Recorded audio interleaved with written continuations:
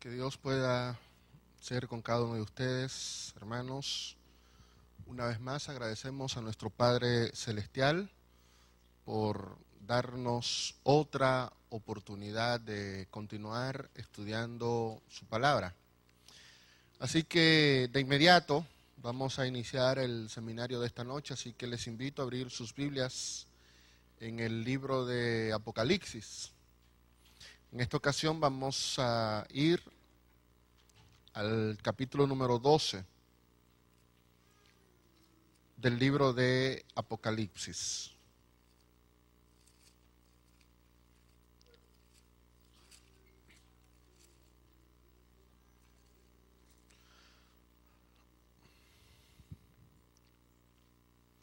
Antes que nada vamos a agrupar los elementos que juegan un papel protagónico aquí en Apocalipsis capítulo número 12. Lo primero que Juan menciona es que, versículo 1, apareció en el cielo una gran señal. ¿Qué era? Juan ve una mujer y Juan dice entonces que esa mujer estaba embarazada en el versículo 2. Versículo número 3, ¿apareció qué? Otra gran señal, ¿dónde?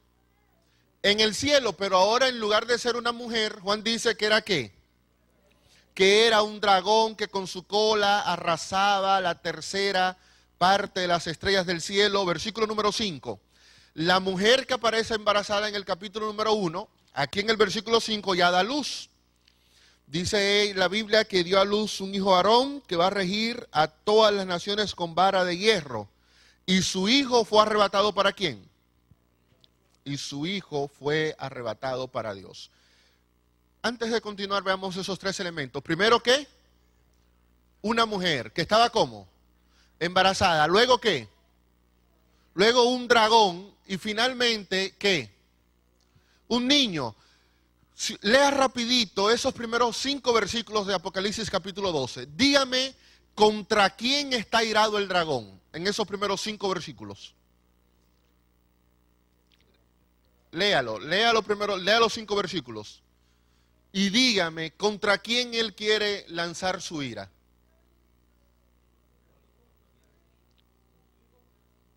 ¿Contra quién? Contra el hijo. Traten de no darme respuesta de la mente.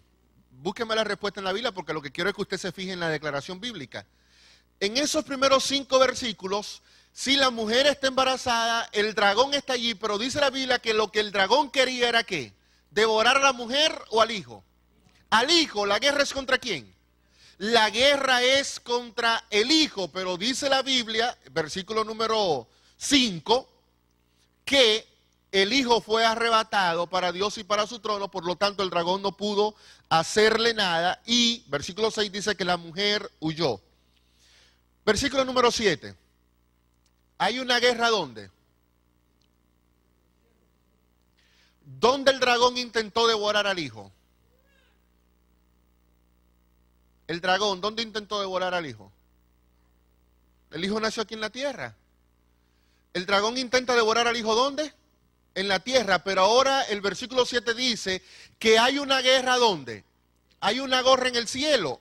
Y en esa guerra, otra vez entra ¿quién? Entra el dragón y sus ángeles. 2, entran ¿quiénes? Miguel y ¿qué? Y sus ángeles, pero al final de esa guerra, ¿qué sucede con el dragón? Versículo número 9.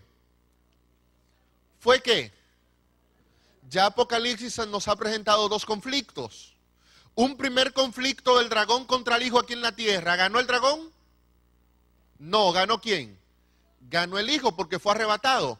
Un segundo conflicto que ocurrió ¿dónde? Ocurrió en el cielo. ¿Qué ocurre con el dragón? ¿Gana o pierde? Pierde. Sigue la Biblia. Versículo número 13, porque ahí ahora hay un paréntesis y la gente comienza a cantar y a alabar el nombre de Dios. Versículo 13. Cuando el dragón vio que había sido arrojado a la tierra, ¿persiguió a quién? Persiguió a la mujer. Pero a la mujer le fueron alas, dadas como alas de águila para que volara al desierto. donde Dios la sustentó. El versículo 16 dice que la tierra ayudó a la mujer abriendo su boca. Y el versículo 17 dice que entonces el dragón se fue a hacer guerra contra el resto de la descendencia de ella. ¿Quiénes? ¿Este tercer conflicto dónde es? ¿En el cielo o en la tierra? ¿En el cielo o en la tierra? En la tierra. Entonces Apocalipsis 12 presenta ¿cuántos conflictos? ¿Cuántos? 3. El primer conflicto es el dragón, ¿y quién? Contra el hijo de la mujer. Recuerden, el dragón, él no estaba preocupado por la mujer. La Biblia dice que quería devorar al hijo de quién. Al hijo de la mujer. Eso ocurrió aquí. El segundo conflicto es entre el dragón y Cristo. ¿Y ocurre dónde? En el cielo. El tercer conflicto es en la tierra. El dragón se lanza contra la mujer, no puede contra la mujer y decide atacar ¿a quién? A la descendencia de ella. ¿Quién gana en ese tercer conflicto? ¿Dice Apocalipsis 17 quién lo gana? En el primero dice, el hijo fue arrebatado para el cielo. En el segundo conflicto dice, y el dragón fue lanzado a la tierra. Pero en el tercero, Apocalipsis deja el espacio abierto. Solamente se limita a decir que el dragón deja de perseguir a la mujer y se lanza ¿contra quién? Contra la descendencia de ella. Pero yo quiero que notemos algo en este primer vistazo general de Apocalipsis 12. Son dos conflictos que ocurren ¿dónde? En la tierra. ¿Y uno dónde? Y uno en el cielo. En el de la tierra, los primeros 5 versículos, la mujer, el dragón y el hijo de la mujer, ¿qué es quién? ¿Qué es quién? ¿Qué es Jesús?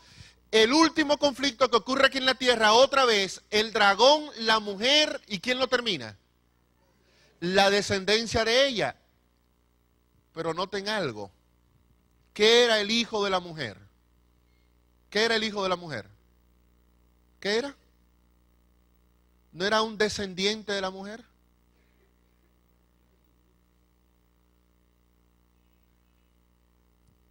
Recuerde, olvídese todo lo que usted sabe. Yo quiero que usted se me someta a lo que dice Apocalipsis 12. ¿De quién era el hijo? El hijo. Por lo tanto, ¿el hijo era descendiente de quién?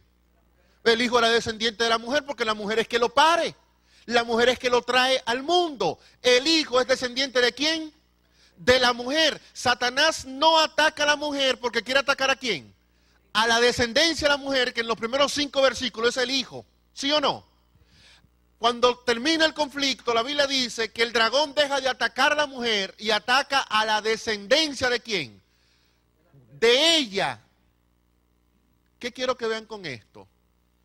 Que esos dos conflictos aquí en la tierra, entre la mujer, el dragón y la descendencia de la mujer, hace algo interesante. Está comparando a la iglesia remanente, está comparando al resto de la descendencia de la mujer, al último pueblo que Dios va a tener aquí en la tierra. ¿Lo está comparando con quién? ¿Con quién lo está comparando? Con el hijo. ¿Notan la secuencia, los primeros 5 versículos? Mujer, dragón, hijo.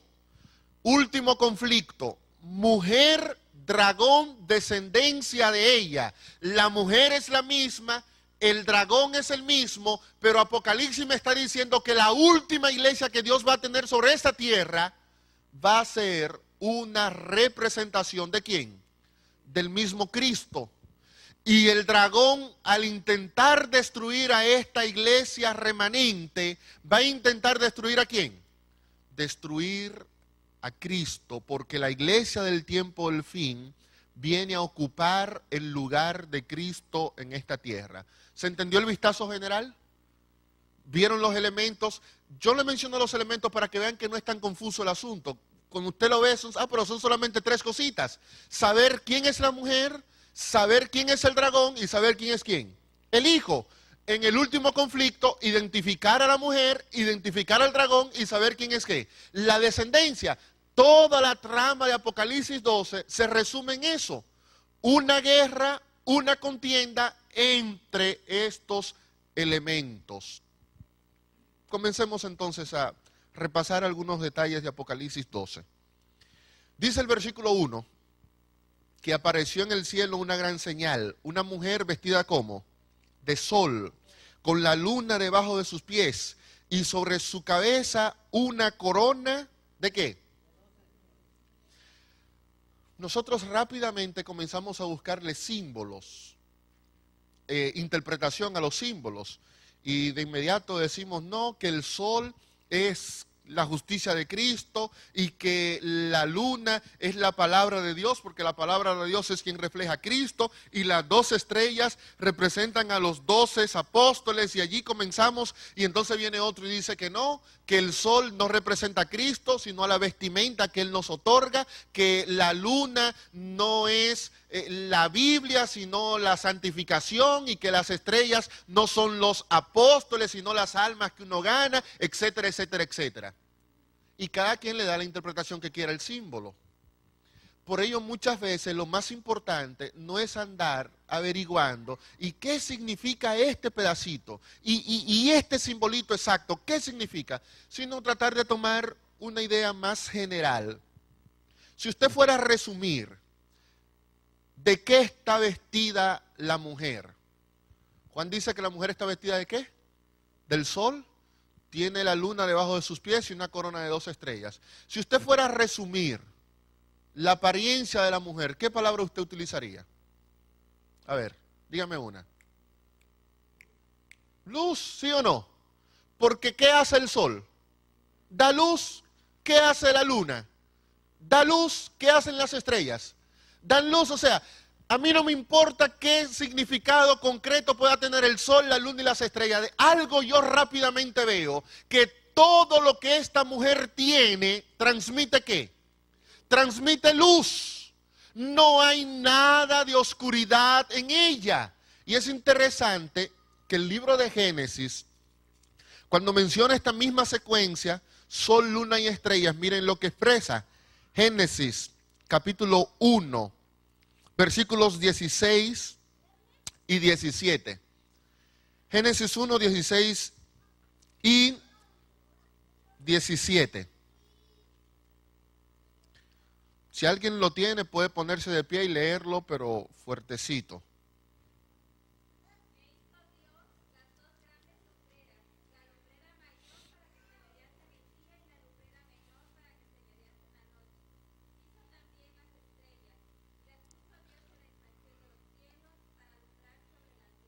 Ok, ¿cuál es la función del sol, la luna y las estrellas? ¿Alumbrar qué? Dice el versículo 17, ¿alumbrar qué? ¿Alumbrar qué? Alumbrar sobre la tierra. Cuando Dios dice, la mujer que yo estoy presentando ahora, ¿dónde está? ¿En la tierra o en el cielo? La mujer, ¿dónde está? ¿En el cielo o en la tierra? Lea lo que dice Apocalipsis 12, no me adivine. ¿Dónde está? Apareció una gran señal, ¿dónde? En el cielo. Y esa mujer que está en el cielo está vestida con el sol, la luna y las estrellas. Por lo tanto, la función de la mujer, ¿cuál es? ¿Alumbrar qué? ¿Alumbrar qué? Alumbrar la tierra. Entonces, yo no tengo que perder tiempo en andar. ¿Y qué significa el sol? ¿Y las estrellas qué son? ¿Y la luna quién representa? No, eso no es importante. Lo que Juan quiere resaltar aquí es, Dios no tiene una iglesia que está envuelta en los negocios del mundo. La iglesia de Dios está por encima del mundo. ¿Está dónde? Está en el cielo, y Dios la ha colocado por encima de la tierra por una razón. La función de la iglesia es alumbrar ¿qué? Es alumbrar la tierra. ¿Recuerdan? ¿Qué les recuerda esa frase? Que la función de la iglesia es alumbrar la tierra. Un texto muy conocido. ¿Yo soy qué? La luz ¿de dónde? Del mundo, dijo Cristo. ¿Usted toma la lámpara y la pone debajo de la mesa? ¿Dónde la pone? La pone encima, porque la luz tiene que emanar desde encima. Nosotros miren dónde tenemos la luz. No la tenemos debajo de las sillas. La luz tiene que estar por encima del objeto que va a recibir su energía. La iglesia está por encima del mundo, porque la función de la iglesia es ¿qué? alumbrar al mundo. Como la iglesia está fuera del mundo, no hay amistad entre la iglesia y quién. Lo dijo Santiago, ¿no? Santiago capítulo 4. Oh almas adúlteras, ignoráis que el que quiera ser amigo del mundo es ¿qué? Es enemigo de Dios, porque la iglesia no está ¿dónde? La iglesia no pertenece al mundo. Por ello Pablo le dijo a los cristianos de Efesios capítulo 1, que nosotros estamos con Cristo en la tierra o en los lugares celestiales. ¿En la tierra o en los lugares celestiales? En los lugares celestiales, dice San Pablo. Y a los colosenses le dijo, vosotros estáis escondidos con Cristo en Dios.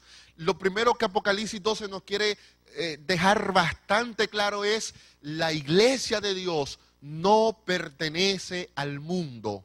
La iglesia de Dios pertenece a la esfera celestial. La iglesia de Dios no debe enfrascarse en los asuntos del mundo. La función de la iglesia de Dios es alumbrar al mundo. Por lo tanto, tan pronto yo me enredo en los afanes del mundo, yo estoy diciendo que estoy desligado ¿de qué? ¿Estoy desligado de qué? Estoy desligado de Dios y de su iglesia. Porque la iglesia de Dios no está ligada ¿a qué? Repito, no está ligada al mundo. Dios coloca su iglesia ¿dónde? ¿Usted está traduciendo? Voy muy rápido, ¿verdad? No. Ok. Quiero que se le quede eso bien clarito. La iglesia de Dios está en el cielo. Apareció una gran señal en el cielo.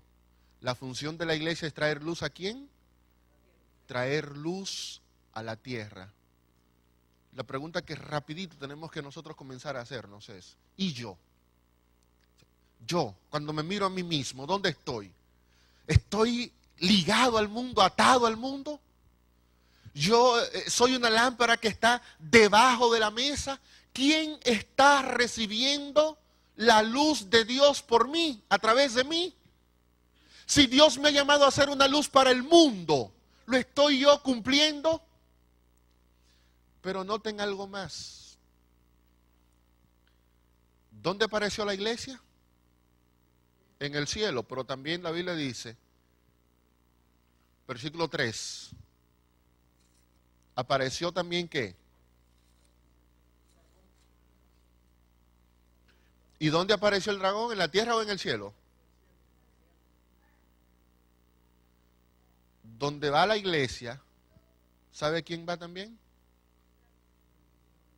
A veces la gente se siente extraña y me dice, ¿el diablo puede manifestarse en la iglesia? Hombre, pero lean Lucas capítulo 4, si Cristo predicando, no se le metió el demonio a un tipo en la sinagoga. O sea, es que el concepto de que donde Dios está, el diablo no llega. Claro que llega.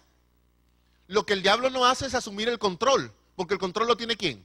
El control lo tiene Dios, pero el diablo donde quiera que se mueve la iglesia, allí se mueve también ¿qué? Allí se mueve también el diablo. ¿Para qué? Para evitar que la iglesia dé ¿qué? De luz. La iglesia quiere hacer una reunión espiritual, de inmediato también aparece ahí el diablo. Y el diablo viene a destruir lo que la iglesia quiere hacer. O sea, el concepto de que, hermanos, el diablo aquí no está y el diablo no va a usar a nadie y el diablo aquí se va a estar quieto, es falso. Donde quiera que llega la iglesia, llega también el diablo a obstaculizar la obra de la iglesia, uno, o número dos, a boicotear para que la iglesia no haga nada. Pero se mueven. Noten el ministerio de Cristo, donde quiera que Cristo llegaba, allí también aparecía Satanás para armar un relajo de una u otra manera. Judas con Cristo para arriba y para abajo, y dice Juan capítulo 13, 12, que el diablo entró ¿dónde? Entró en Judas, ahí al ladito de Cristo. Porque así como la iglesia aparece aquí, ahí mismo también aparece ¿quién? aparece el dragón, la serpiente antigua, diablo o Satanás, el cual engaña al mundo entero. Satanás viene a engañar. Satanás viene a confundir. Satanás viene a traer confusión a la obra que la iglesia quiere llevar a cabo. Esa iglesia que tiene como función traer luz al mundo, recibió los ataques del enemigo. Ataques tan feroces que dice el versículo número 6 que la mujer huyó al desierto, donde tenía un lugar preparado por Dios y donde fue sustentada allí por 1260 días. Y en la otra parte dice el versículo número 13, que cuando el dragón fue arrojado a la tierra, persiguió a la mujer que había dado luz al hijo varón. Pero se le dieron a la mujer alas como de águilas, para que volara delante de la serpiente al desierto, a su lugar. Me llama mucho la atención de esa partecita del versículo número 14. La iglesia voló ¿a dónde? A su lugar. Y dice la Biblia que allí fue sustentada por un tiempo y la mitad de un tiempo. Y la mujer arrojó tras la mujer agua como un río, pero la tierra ayudó a la mujer. Cuando el dragón persigue a la mujer, ¿a dónde huye la mujer? Al desierto. Pero el desierto, ¿qué era? ¿Qué era el desierto según lo que leímos? ¿Era qué? Su lugar. O sea, no es que el desierto fue una causalidad en la vida de la iglesia. Es que el lugar de la iglesia era ¿qué? Era el desierto. Y yo voy aquí a decir algo que no necesariamente contradice lo que usted ha escuchado sobre el simbolismo del desierto. Yo no creo que lo contradiga, pero creo que lo que yo voy a decir ahora también nos ayuda a entender un poquito más. Nosotros hemos visto el desierto como la contraparte del agua. Como en Apocalipsis 17 se dice que las muchas aguas representan ¿qué? Mucha gente. Entonces automáticamente yo digo, el desierto es lo contrario al agua, por lo tanto el desierto significa que la iglesia se va a un lugar ¿qué? Un lugar solitario donde no hay gente. Me hago una pregunta. La función de la iglesia, el trabajo de la iglesia, el compromiso de la iglesia está donde hay gente o donde no hay gente. ¿Dónde? Pero que en el desierto no hay gente. Y entonces, ¿a qué la iglesia se va al desierto si en el desierto no hay gente? Es más, Dios dice que el desierto era su lugar. Ahí le correspondía estar. Cuando usted escucha la expresión que se le dieron a la mujer alas como de águilas, ¿a qué le recuerda? ¿Le recuerda algo? Cuando usted escucha que Dios a esa mujer que fue al desierto, Él la sustentó, ¿qué le viene a usted a la mente? Piense. ¿Qué le viene a usted a la mente? ¿Algún momento donde Dios agarró como con alas de águila a su pueblo, lo lleva al desierto y allí lo sustenta? ¿Le recuerda eso algo? ¿A qué? El pueblo de Israel en su ruta ¿a dónde? A la tierra prometida. O sea, cuando Israel sale de Egipto y dice, yo voy a la tierra prometida, ¿a dónde entró Israel? Entró al desierto. O sea, todo lo que está entre la salida del mundo y la llegada a Canaán es ¿qué? Es desierto. Si el pueblo de Dios inicia un viaje a la Jerusalén celestial, para llegar a esa Jerusalén celestial, ¿por dónde tiene que pasar el pueblo? Tiene que pasar, ¿por dónde? Por el desierto. Pero noten que cuando usted lee el libro de Números, cuando usted lee el libro de Deuteronomio, ese no era un desierto vacío. El desierto estaba lleno de gente. ¿Amigos o enemigos del pueblo de Israel? Enemigos.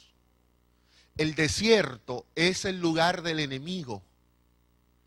Pero para la iglesia llegar a la tierra prometida, tiene que conquistar ¿qué? El terreno que el enemigo ha reclamado como de él. Por eso usted recordará que cuando un israelita se ponía de malcriado y ya había que hacer algo con él, lo que Dios decía era, sáquenlo ¿dónde? Fuera del campamento. ¿Y qué era lo que había fuera del campamento? Eran los enemigos. O sea, todo lo que está fuera del campamento es lo que está fuera de la esfera de ¿quién? De la esfera de Dios. La luna, la nube que protegía el pueblo, la columna de fuego que guiaba al pueblo durante la noche, solamente se manifestaba al que estaba dentro de ¿qué? Al que estaba dentro del campamento. Cuando Dios decía sáquenlo, lo que Dios estaba haciendo era sacándolo al desierto, al lugar donde no estaba la protección de ¿quién? Donde no estaba la protección de Dios. ¿Qué es lo que quiero que vean rapidito con esto? Que el desierto, uno, es el lugar que está entre nosotros y la Canaán. Dos, es el lugar que está controlado por el enemigo. Y tres, es el lugar que la iglesia necesita conquistar. Y noten algo. ¿Recuerdan dónde llevaba a cabo Juan el Bautista su predicación? ¿Recuerdan lo que dice la Biblia? Al desierto. ¿Recuerdan cuando Jesús inició su ministerio, a dónde se fue? ¿Quién estaba allí con Cristo en el desierto durante los 40 días? ¿Recuerdan qué dijo Cristo cuando Él saca un demonio? El demonio se va y anda ¿por dónde? Por lugares desiertos. Y miren algo más, ¿dónde está el principal enemigo del pueblo de Dios en el libro de Apocalipsis? Apocalipsis capítulo 17, versículo número 3. Apocalipsis 17, 3. ¿Cómo dice ese pasaje?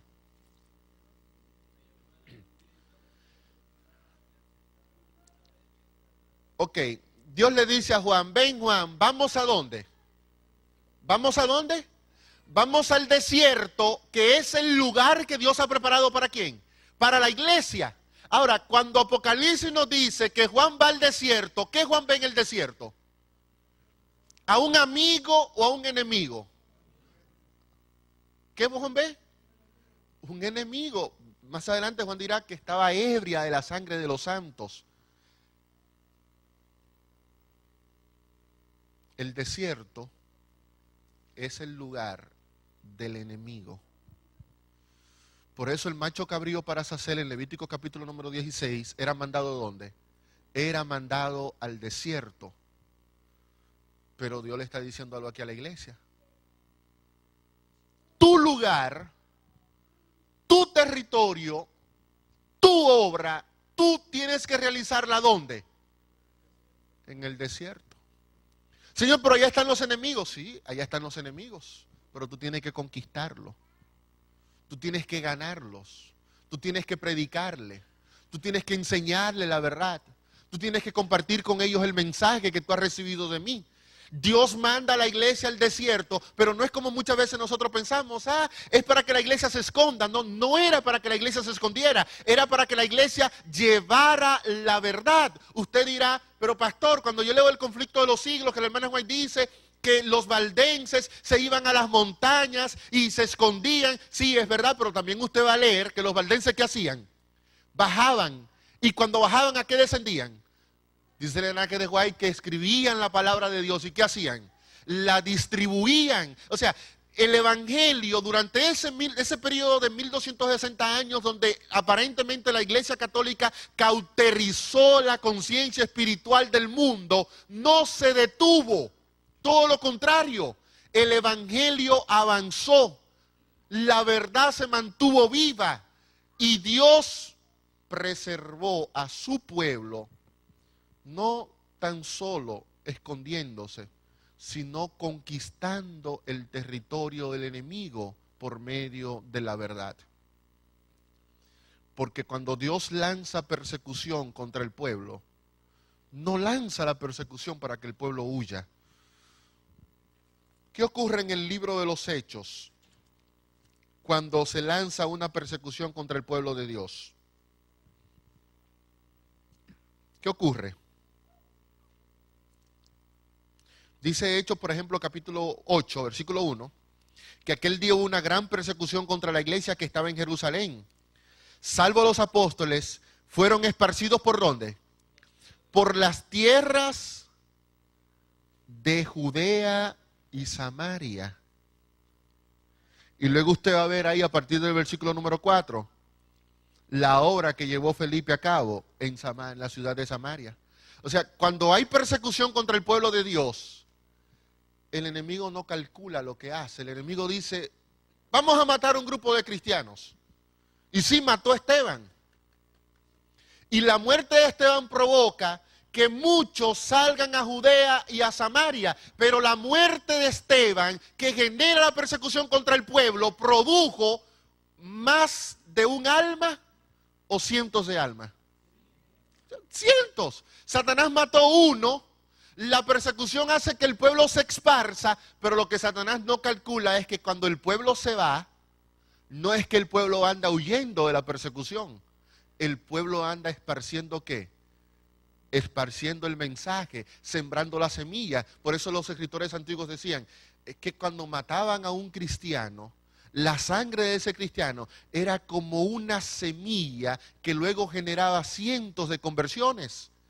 Por ello, luego Satanás cambió la estrategia y dejó de perseguir. Lo que hizo fue introducir en la iglesia doctrinas paganas. Lo que hizo fue introducir en la iglesia mentiras, falsedades, pero cambió el método, porque él sabe que el método de perseguir al pueblo de Dios no le está dando resultado, y no le dio resultado cuando la mujer huyó.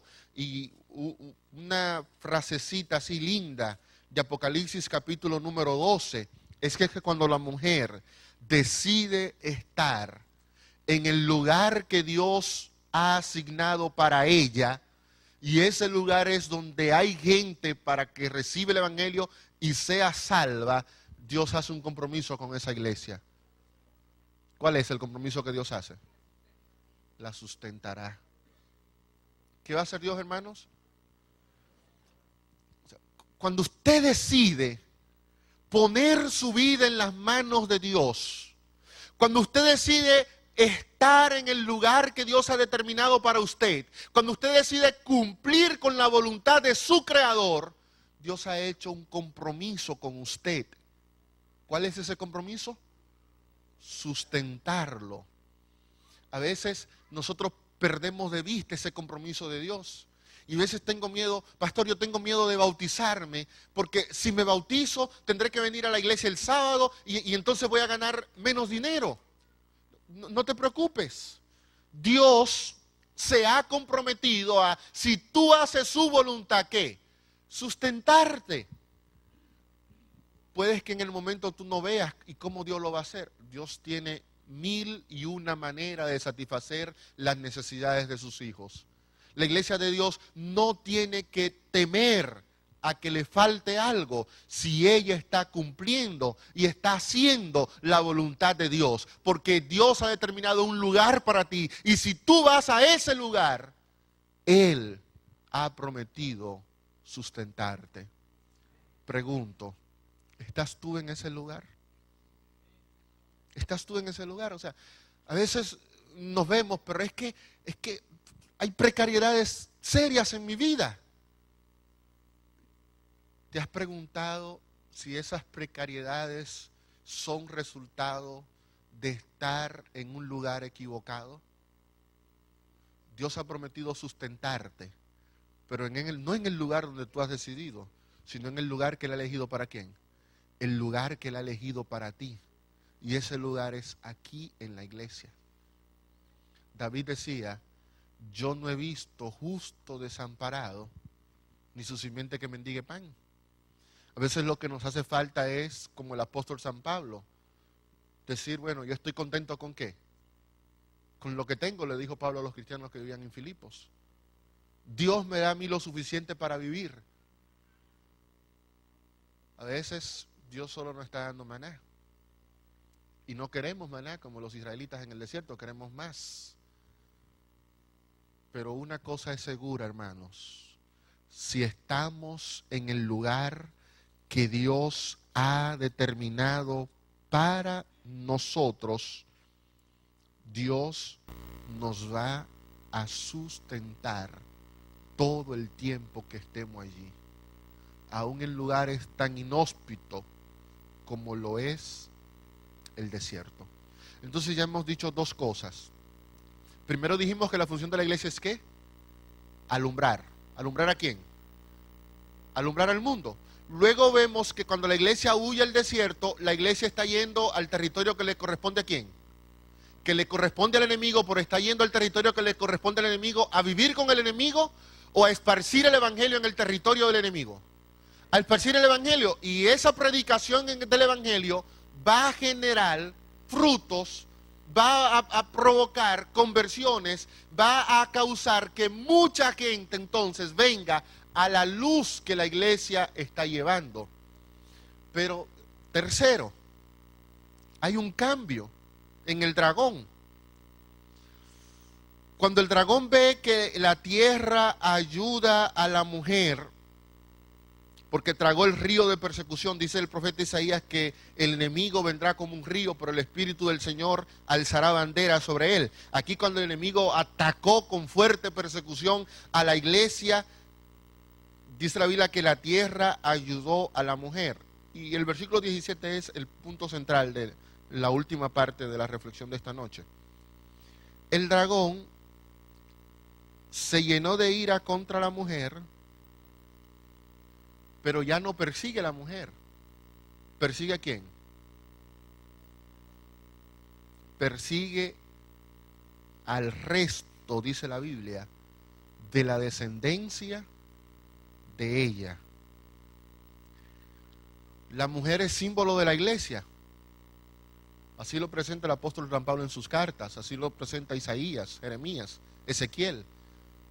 Dependiendo de cuál sea la condición de la iglesia, va a aparecer vestida.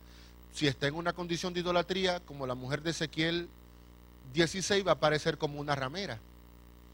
Pero como está viviendo en su mayor nivel de vida espiritual, aparece dando luz al mundo. Pero la Biblia aquí está haciendo una diferencia entre esa iglesia que ha estado en el mundo desde que Jesús vino, que atravesó los tiempos apostólicos, que atravesó el periodo de los padres de la iglesia, que entró a la edad y salió de la edad media y llega hasta nuestro tiempo. La Biblia dice que luego el dragón no se concentra en la mujer, sino en quién, sino en la descendencia de ella. Hubo un momento de la historia donde el protagonista espiritual del mundo era la mujer.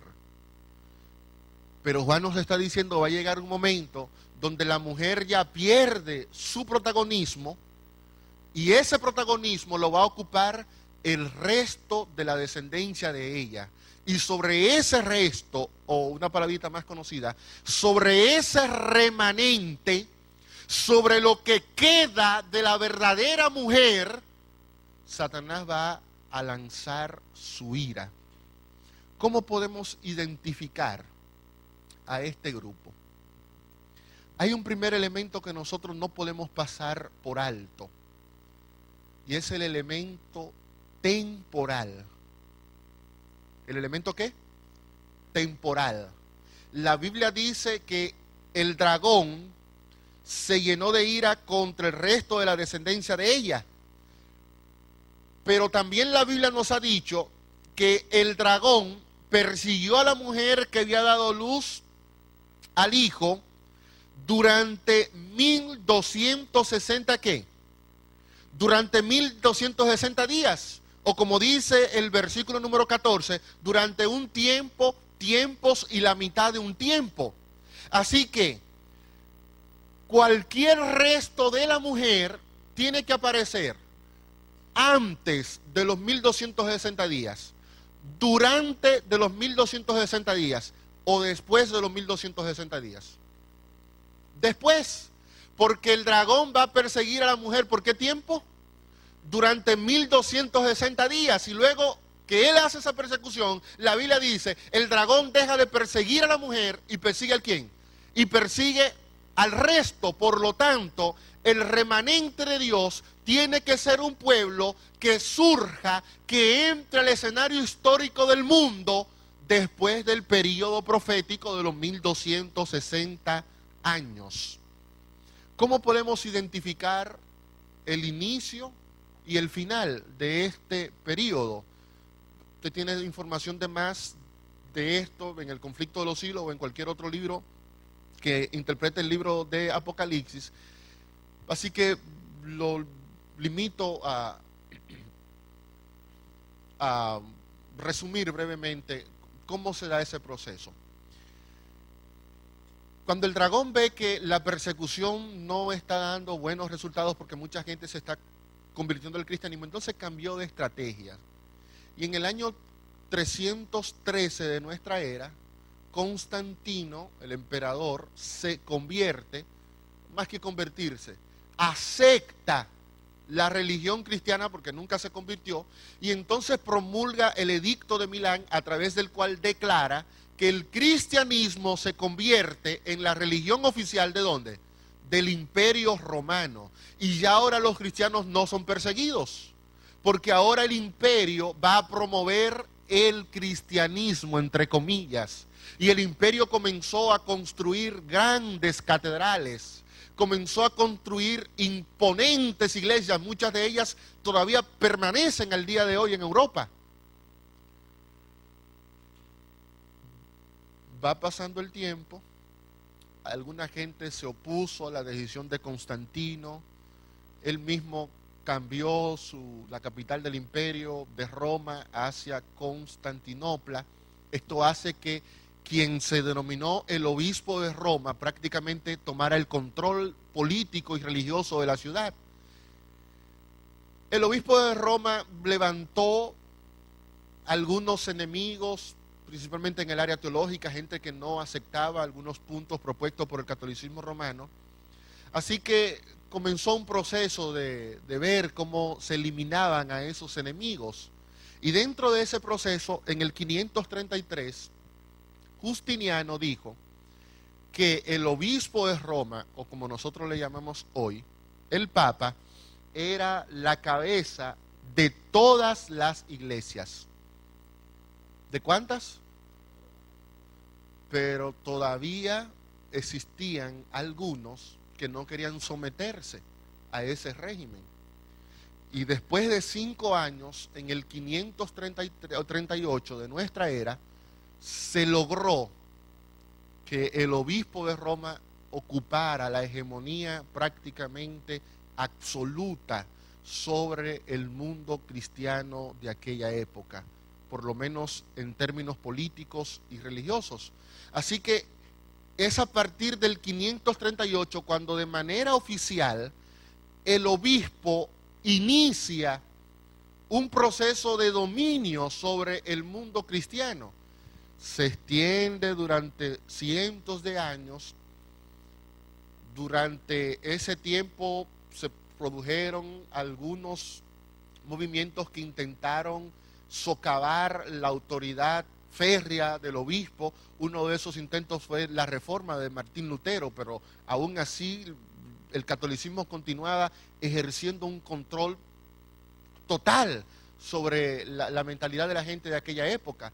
Y no es sino hasta que entra en su apogeo la Revolución Francesa, la Francia atea, que no cree en Dios, que solo cree en la razón, y Napoleón, emocionado con sus aires de conquista, mandó a uno de sus generales a Roma, el general Berthier, y en 1798 agarraron al Papa, lo sacaron de Roma y le dijeron: usted aquí ya no tiene más dominio, usted está preso. 1798. No es coincidencia de la vida que desde el 538 hasta 1798 hayan transcurrido exactamente 1260 años. Fue el tiempo donde Dios sustentó a una iglesia que enseñó la verdad, pero escondida. huyendo de un lugar a otro, porque no tenían ningún tipo de libertad para proclamar el mensaje. Pero a raíz de los acontecimientos que terminan con 1798, el cuadro cambió. Así que la iglesia remanente tiene que ser una iglesia que surja después del año de 1700 ¿qué? 98, porque hasta 1798 hacia atrás era el período de la mujer. Sucede que desde 1798 hasta nuestros tiempos es el período cuando más iglesias han surgido. Por citar algunos ejemplos, los mormones surgieron después de 1798. Los testigos de Jehová surgieron después de 1798. Por lo tanto, en términos temporales, ellos pueden decir, nosotros no somos la mujer, nosotros somos de la descendencia de ella. Pero así como ellos cumplen con esa característica temporal, todo movimiento religioso que ha surgido antes de 1798 pertenece al tiempo de ¿quién? Al tiempo de la mujer. Por lo tanto, los bautistas no pueden ser la iglesia remanente de Dios. Los metodistas no pueden ser la iglesia remanente de Dios. Los luteranos no pueden ser la iglesia remanente de Dios. Y mucho menos los católicos pueden ser la iglesia remanente de Dios. Porque tiene que ser una iglesia que ha surgido, ¿después de qué año, hermanos? 1798. Pero Juan no solamente se limita a ubicar el tiempo cuando debía aparecer el remanente, porque Juan sabía que junto con el remanente verdadero, Satanás iba a suscitar muchas iglesias falsas. Por eso Juan no solamente habla del elemento temporal, sino que da dos características de esta iglesia remanente. El dragón se fue a hacer guerra contra el resto de la descendencia de ella. Lo primero que Juan dice es, ese grupo guarda los mandamientos ¿de quién?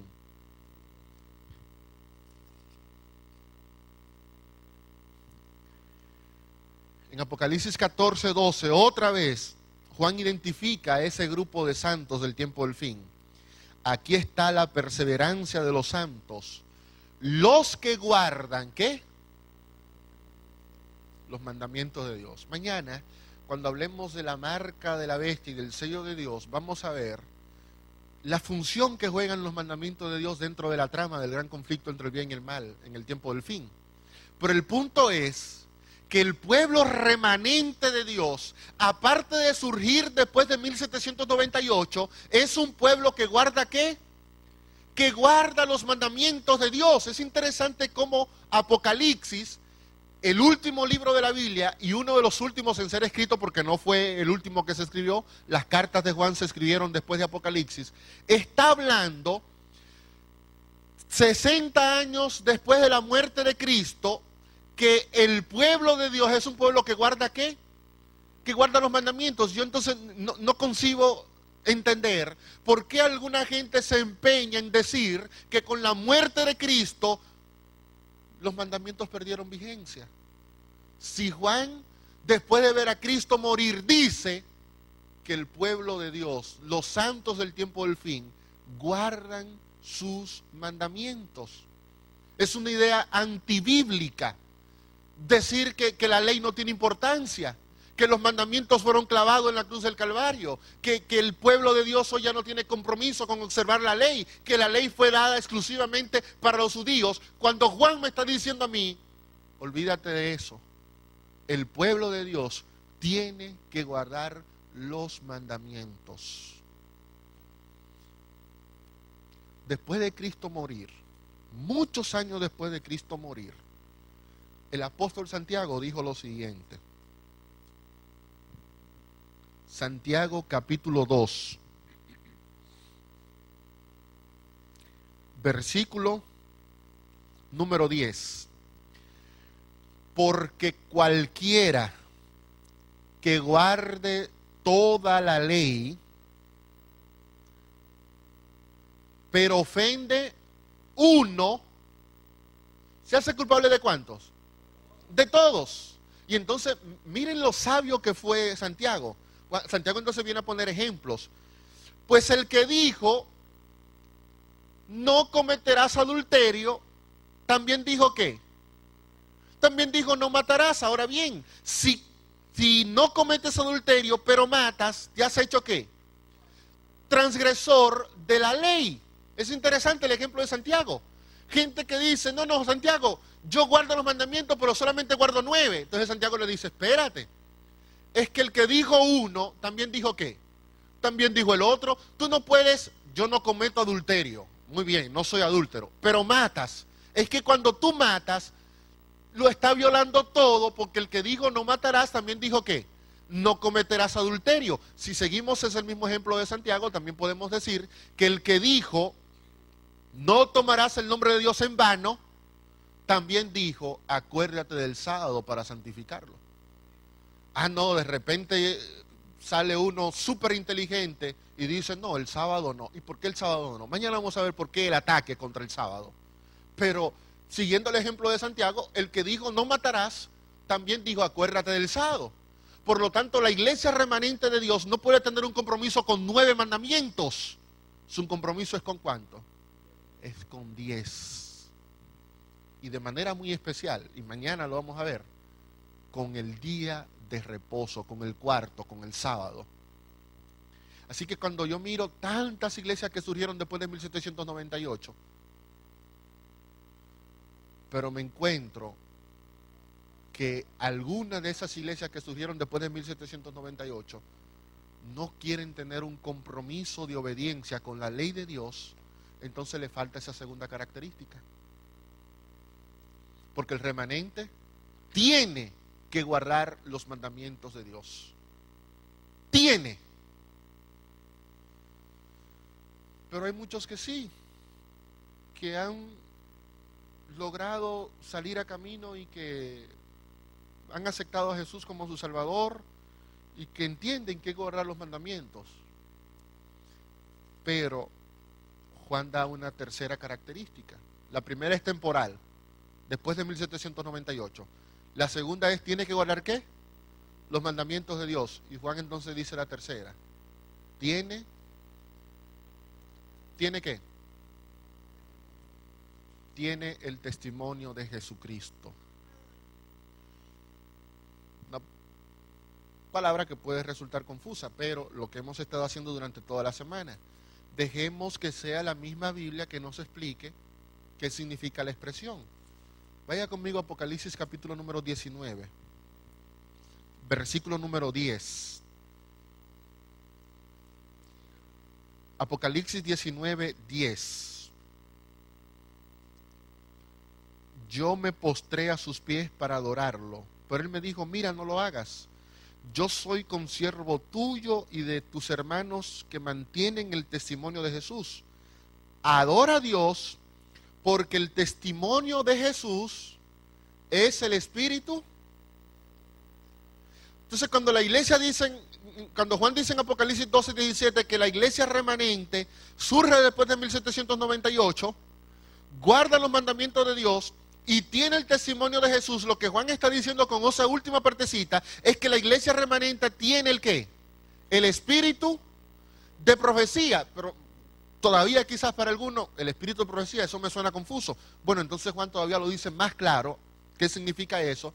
En 22.9, Apocalipsis 22.9.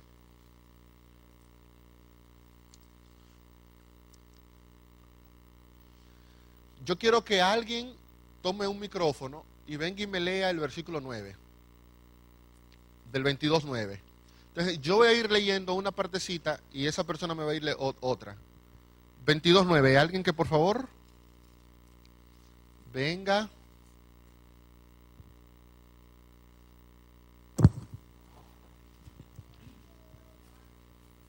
¿Qué quiere? El 9. Sí. Ok. Pero él me dijo, no lo hagas. Ok. Párate allí. Vamos a leer entonces la última parte del 8. ¿22.8? Sí, ¿La última parte? sí. Ok, déjame ver. Donde dice yo me postré. Y yo me postré para adorar Ok. Yo voy a leer ahora Apocalipsis 19:10. Yo me postré para adorarlo. Sigue. Ya me perdí. A los pies del ángel que me las estuvo mostrando. Pero él me dijo, no lo hagas. Ok, Apocalipsis 19:10. Yo me postré para adorarlo, pero él me dijo, no lo hagas. Sigue.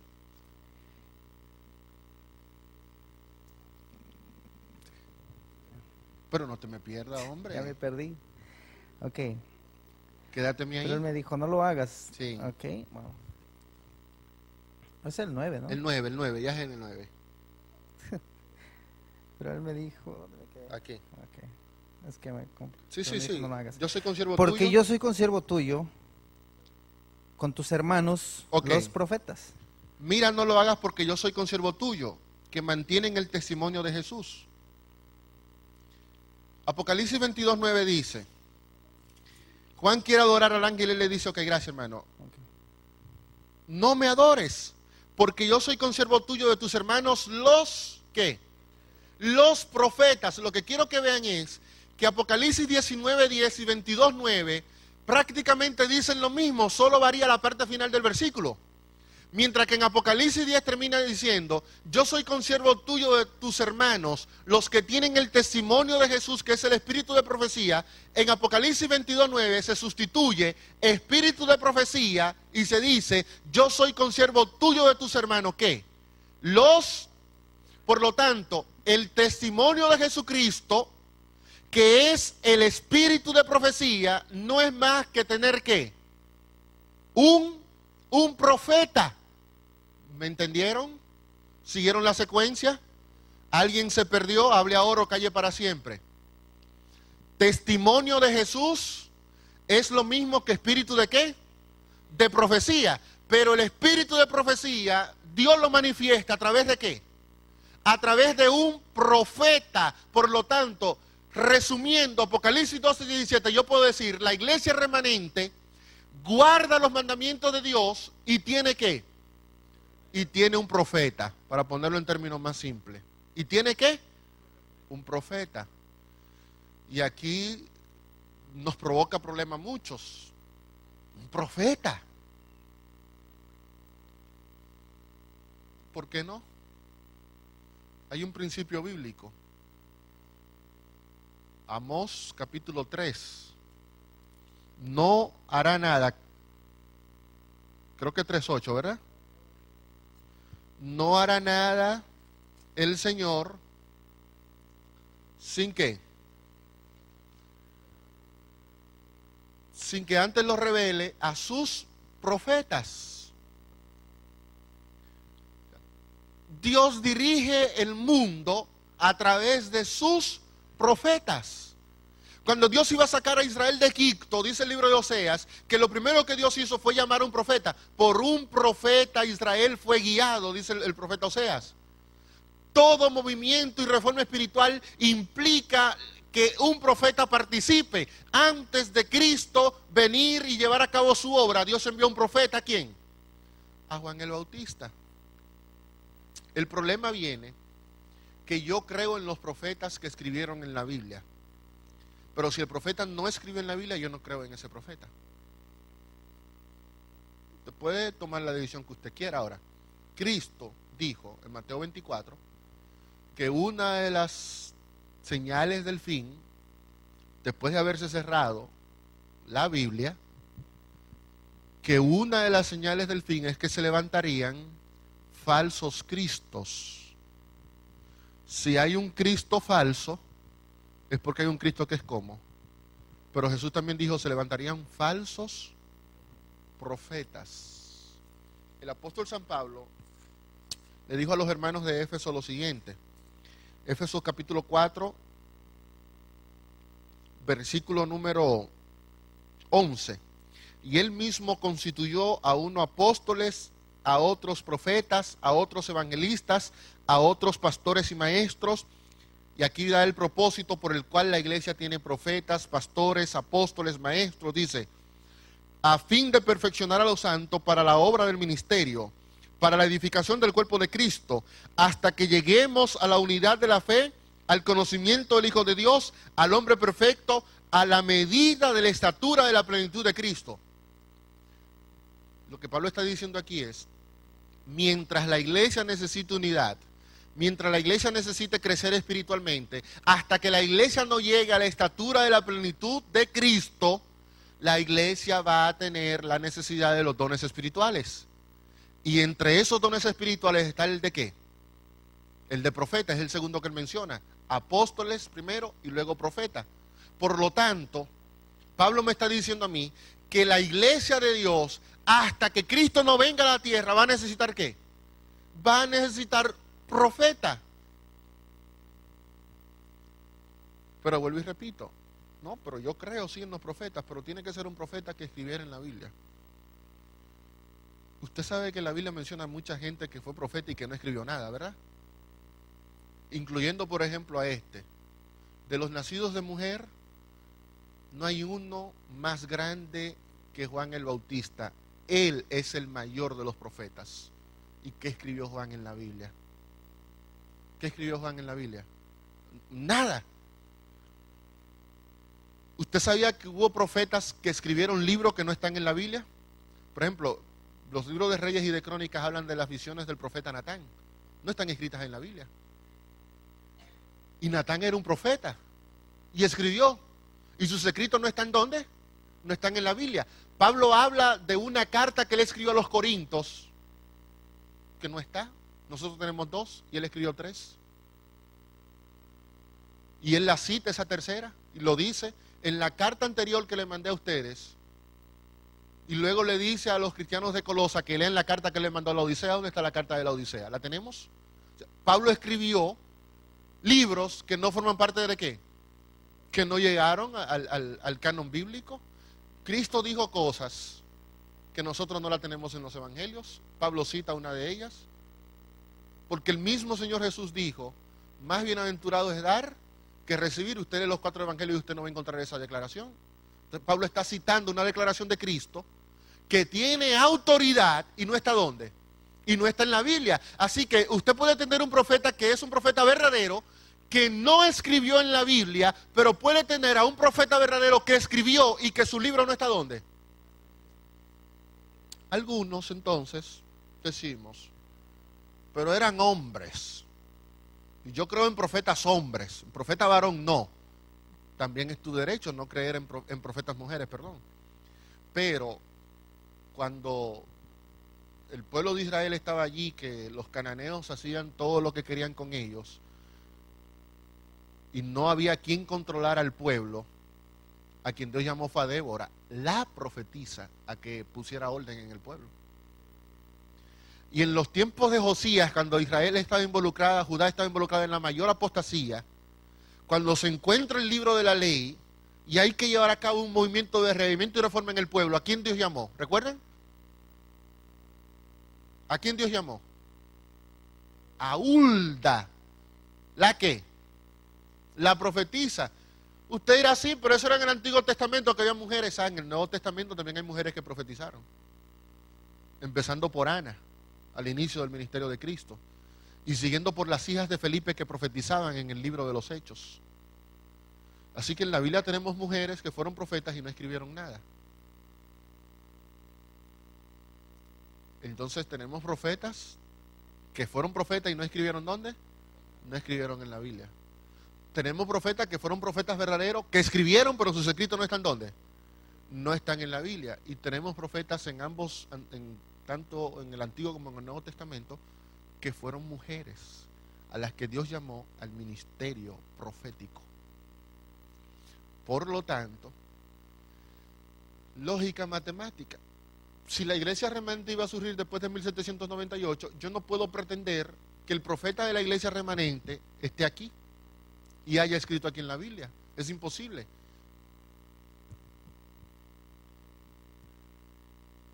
No puedo. Entonces yo tengo que creer que así como Natán fue un profeta y escribió y no está en la Biblia, Dios también a lo largo de la historia ha levantado profetas que han escrito y sus libros no forman parte del canon bíblico. Encontramos en un asunto que es muy propio de la iglesia adventista.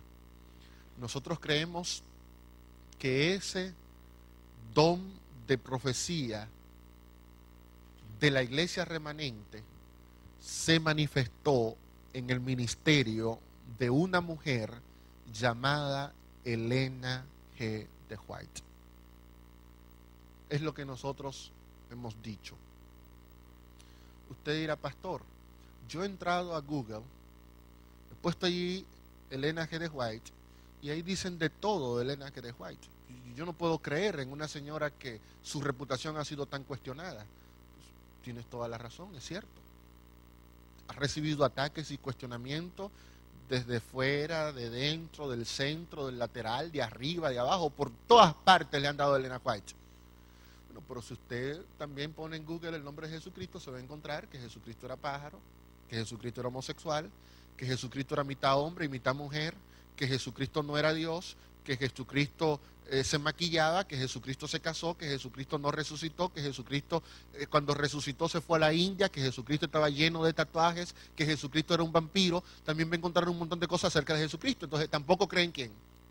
Tampoco creen en Jesucristo, porque si hay un personaje que ha recibido ataque y descrédito en esta tierra, ha sido también el Señor Jesucristo. Entonces yo no puedo fiarme de que Internet es lo que va a regir mi vida. No.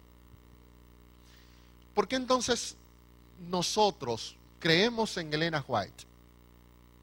Nosotros sabiendo que hay un grupo que no cree en Elena White, aún siendo de la iglesia adventista. Pero como iglesia en sentido general, nosotros creemos en Elena G. de White por varias razones. Yo veo algunas muy personales. Yo creo que al igual que cualquiera cuando se bautiza, yo entré con una ignorancia absoluta sobre los escritos de Elena White. Yo recuerdo en el 92, como ahora, es una escena que nunca se me va a olvidar. Yo leía los escritos de Elena G. de White y veía los artículos de ella, y que el predicador siempre estaba mencionando que Elena G. de White dice, y que el espíritu de profecía dice, y que la pluma inspirada dice. Y un día yo le pregunté a un amigo, muy ingenuo, así como somos los nuevos creyentes, óyeme, ¿y por qué no traen a Elena G. de White a predicar aquí a la iglesia? Porque a muy pocos de nosotros nos sentaron y nos dieron un estudio bíblico relacionado con Elena de White. ¿O sí, hermanos? ¿O sí? Por lo general nosotros entramos y conocemos a Elena G. de White en el camino, porque creer en Elena de White no es prueba de discipulado en la iglesia adventista del séptimo día. No te vamos a ti a poner una pistola en la cabeza y tú tienes que creer en Elena G. de White para ser bautizado. No, ahora en la Trinidad sí. El que no cree en la Trinidad y no puede estar aquí dentro. Pero a nadie lo obligan a creer en Elena de White para formar parte de la iglesia adventista. Por eso no hay esa preocupación de que usted tenga todos los detalles con respecto a Elena G. de White antes de usted entrar a la iglesia. Así que yo entré a la iglesia sin conocer a Elena White y por supuesto también con mis dudas y mis recelos, principalmente por el mal uso que se hace a los escritos de Elena G. de White. Generalmente subimos aquí con los libros de Elena G. de White a darles pelas a la iglesia. Y ando buscando, pero tengo que buscar esa cita que cuando yo se la lea a los hermanos lo va a aterrorizar. Yo creo en Elena White no tanto por esas citas, piedras que ella tiene, pero cuando usted lee El Camino a Cristo, mi libro favorito de ella, usted tiene que llegar a la conclusión que quien escribió ese libro estaba dirigida por Dios. Es que usted tiene que ser retrasado mental para creer que el que escribió El Camino a Cristo era un loco, como dicen algunos, que Elena G. de White era loco. El loco tiene que ser usted, para después de leer ese libro, usted no recibir con frescura la gracia salvadora de nuestro Señor Jesucristo. Eso es una joya literaria. Explica el Evangelio, pero con la mayor sencillez del mundo. Frases que cuando usted la lea, usted va a tener una nueva experiencia en su relación con Dios. Ahora, si usted quiere comenzar a entender a Elena G. de White y lo primero que hace es irse a leer testimonios para la iglesia, entonces usted va a tener una idea un tanto extraña de ella. Usted comienza leyendo la Biblia con Apocalipsis. ¿Verdad que no? Entonces yo quiero que el hermanito lo primero que lea sea el conflicto de los siglos. No, hombre. Si me la pones a leer El conflicto de los siglos, va a odiar a Elena de White.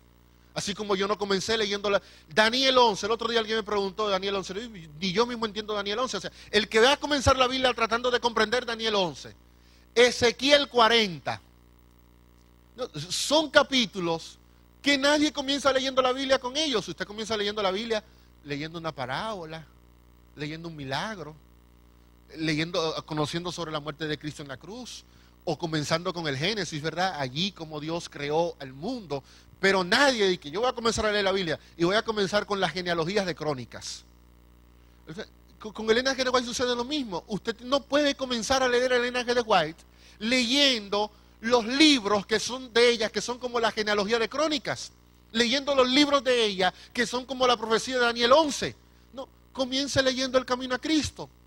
Comience leyendo Palabras de Vida del Gran Maestro. Comience leyendo El Deseado de Todas las Gentes. Y en la medida en que usted se va familiarizando con el contenido teológico de ella, usted podrá ir entendiendo y avanzando en su manejo de los libros de Elena White. Comience con El Camino a Cristo. Si usted lee El Camino a Cristo y al final usted dice, esto no sirve, usted es una persona muy rara. A mí me ayudó mucho. 2. Yo creo que Elena G. de White fue una profeta de Dios por las circunstancias que rodearon su vida. Yo trabajo como editor para la Asociación Publicadora Interamericana y todos los meses tengo que escribir para las revistas, o para la revista misionera de nosotros, Prioridades, o para Ministerio Adventista, o la revista del Anciano. Vivo de leer y de escribir. Y cuando me llega la hora de escribir un artículo, es como si a mí me llevaran al paredón. Es que comienzo a dar vueltas y vueltas y vueltas, y ya el último día es que agarro y me siento y comienzo a escribir. Y yo terminé la licenciatura y tengo maestría. Y se me hace difícil.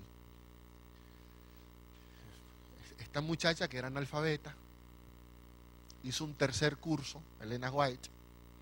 Cuando estaba en tercero la sacaron de la escuela porque le dieron un golpe en la cabeza que ya no podía controlar la mano. El golpe le alteró todo el sistema nervioso. No podía escribir, así que la maestra llamó a la mamá y le dijo, llévesela a su casa que esta muchacha no sirve para nada.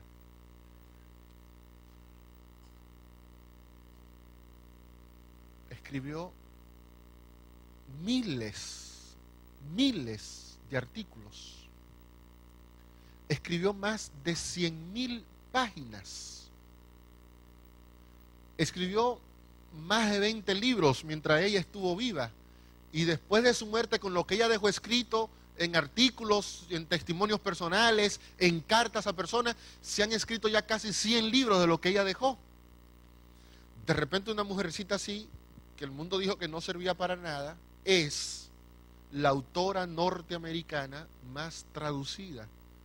No hay una mujer en la historia de este país cuyos libros hayan tenido una mayor difusión que los de Elena de White. Usted dirá, pero sí, solamente escribió de religión. Ahí es que viene el asunto, que yo solo puedo escribir de religión. Elena de White escribió sobre educación, escribió sobre salud, escribió sobre psicología, escribió sobre consejería familiar, escribió sobre la enseñanza de los hijos, escribió sobre vida devocional, escribió sobre profecías. Usted lee El conflicto de los siglos y usted llega a la conclusión que usted está frente a una historiadora. Escribió sobre historia. Elena G. de White tenía un pensamiento filosófico que estaba muy por encima de su tiempo. Entonces, no estamos hablando de alguien que leyó la Biblia y podía hablar de Biblia, no, estamos hablando de una persona que tenía un conocimiento enciclopédico. ¿De dónde lo obtuvo si no lo consiguió en la escuela? Lo obtuvo durante su relación y compañerismo con Dios. Dios le dio sabiduría especial a esta señora. Pero creo que hay una tercera razón por la que es válido que yo crea en Elena White. Y es por lo que uno cree en cualquier profeta. Si lo que el profeta dijo, se cumplió. Entonces la señora tenía buena puntería. Muchas profecías, algunas muy simples. Voy a mencionar algunas. Una, cuando Elena de White vivió, el espiritismo estaba comenzando a ganar espacio en Estados Unidos. De paso, comenzó prácticamente junto con su ministerio. Oficialmente el espiritismo aquí en Estados Unidos comenzó en 1848. Prácticamente ahí, juntito con ella. Nadie quería saber del espiritismo. Pocos años antes en el mundo, el que decía que era espiritista y que creía en el diablo y que era una bruja, la quemaban, lo apedreaban. Eso de que usted cree en el diablo y no, nada. Y en ese tiempo mucho más.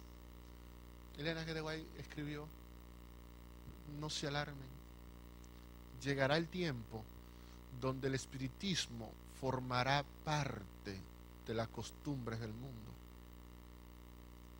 Y miren que ya hasta muchos de nosotros, el niñito lo disfrazamos en Halloween, como si nada. Estamos celebrando una fiesta de brujas, una fiesta pagana, una ceremonia espiritista, y hasta los muchachitos de la iglesia usted lo ve que se disfrazan. Y es común. Y la gente adorna sus casas y hacen toda una celebración. Yo vivo un poco retraído de muchas cosas que ocurren en mi país. Y el otro día le dije a mi esposa: el dominicano es tan presentado que en cualquier momento ya va a comenzar a celebrar Halloween. Y dice ella: pero ¿cómo que va a comenzar? No, y aquí lo celebran. Y las tiendas decoran y ponen ofertas para el día de Halloween.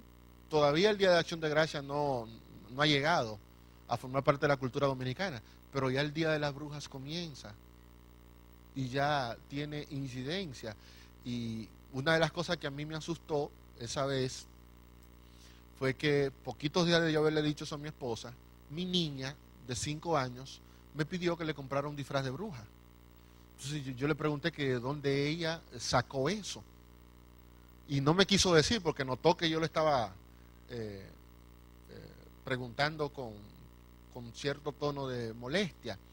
Y entonces le dije: ponme a tu hermana. Me puso a la mayor, que tiene 8 años, y le pregunté: ¿de dónde ustedes sacan eso de disfrazarse de brujas? Y entonces me dice: no, es que en el periódico sale un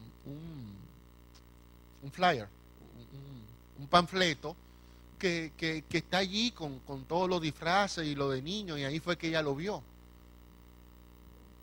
Un asunto que ante nosotros parece algo sencillo, pero a la misma puerta de nuestros hogares llega el poder de Satanás a través del espiritismo. Seguiría la noche hablando de eso. Yo vi ahorita ahí en el mural que hay un libro que está en oferta que se llama Asombrosas Profecías, de Elena G. de White. Consigue ese libro. Es un estudio de, creo que 8 capítulos, tiene el libro, donde analiza las principales pronunciamientos proféticos de Elena G. de White y cómo se han cumplido a lo largo de la historia. Escrito por el doctor Herbert Douglas. Así que consigue el libro. Creo que vale $9, fue el precio de oferta que vi ahí en el mural.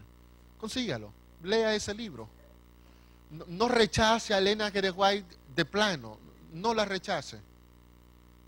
Abra su mente, las asombrosas profecías de Elena G. de White. Abra su mente a ser enseñado por Dios.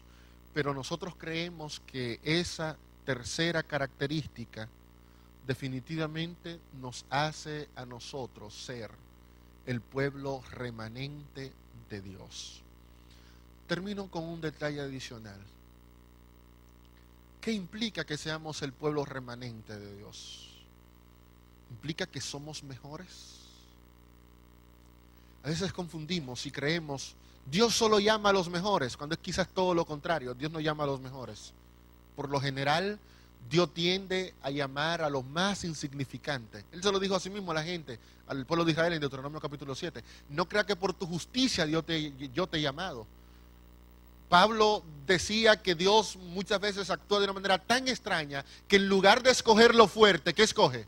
Escoge lo débil del mundo. Así que el hecho de que Dios haya elegido que esta iglesia sea la iglesia remanente no nos hace mejores que los demás. Como el pueblo de Israel, aunque era el pueblo elegido de Dios, no era el mejor. Y en muchos casos el mismo Dios llegó a considerarlo el peor de los pueblos. Un pueblo que Dios lo llamó, pero caía en idolatría.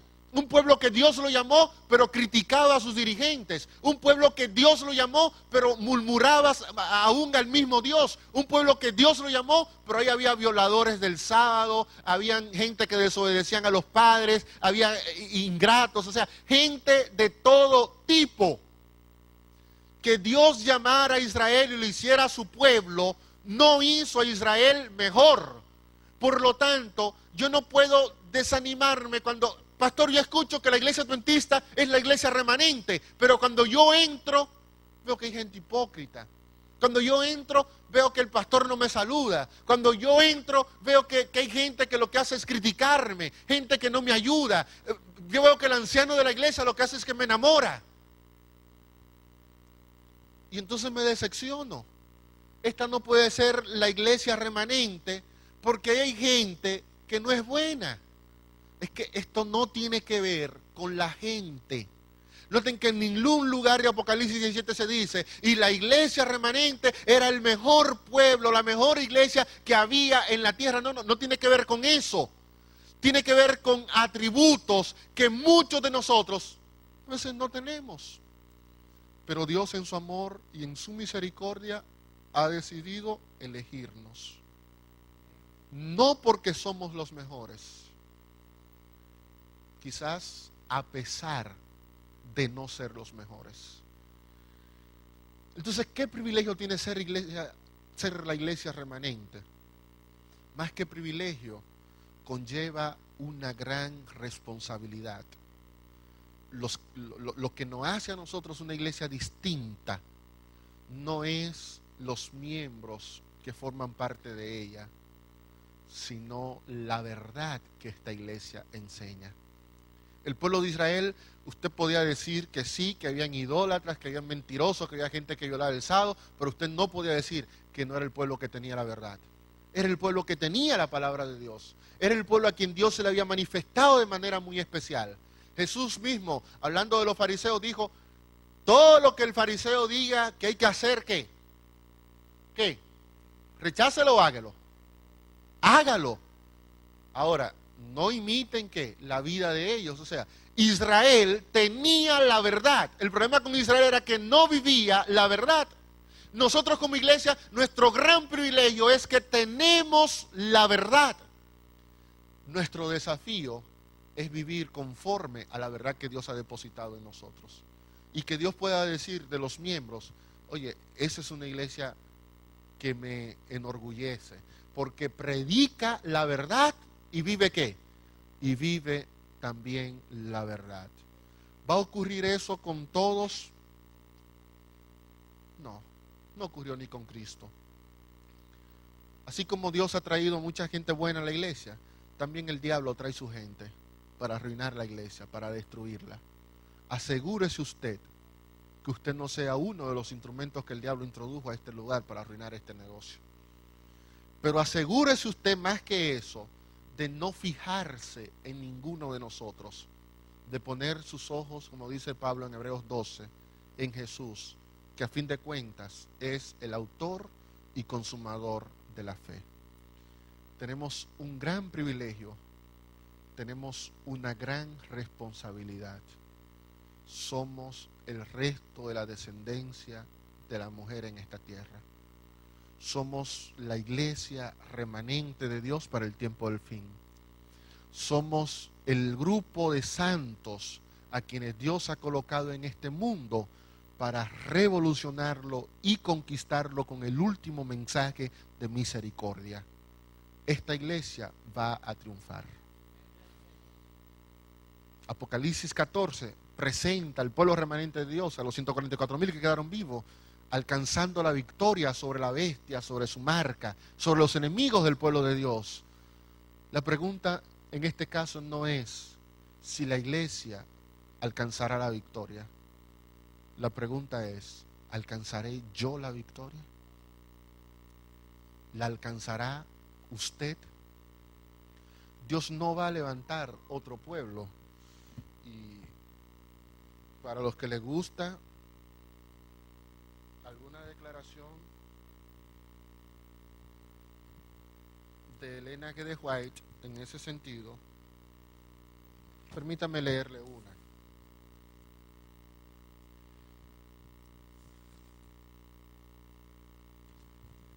La iglesia de Dios ha fallado. ¿Qué ha hecho? Nosotros hemos fallado.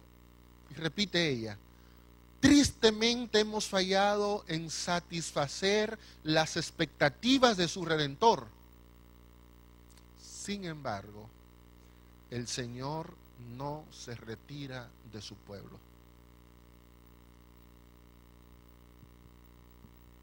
Repito, la iglesia de Dios, evento de los últimos días, página 53. ¿La iglesia de Dios qué? Ha fallado, o sea, hemos fallado, hermanos. Tristemente no hemos vivido conforme a las expectativas que el Señor tiene de nosotros.